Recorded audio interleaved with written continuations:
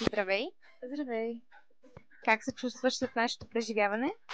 Чувствам се наистина много заредена и научих много неща. Усети ли лична полза за себе си? Усетих, разбира се. Ам, Няма как, когато учиш толкова много за българската история, за българските автори, да не се чувстваш по-близко до родината си.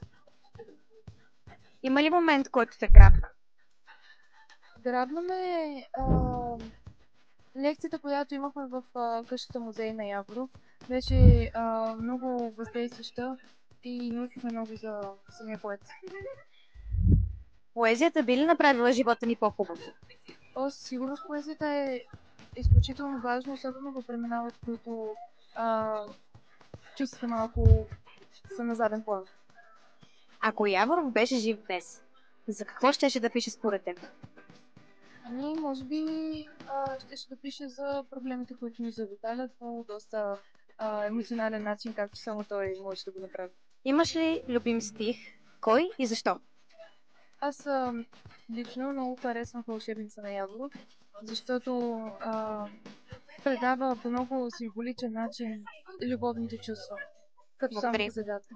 Благодарим Много ти. благодаря.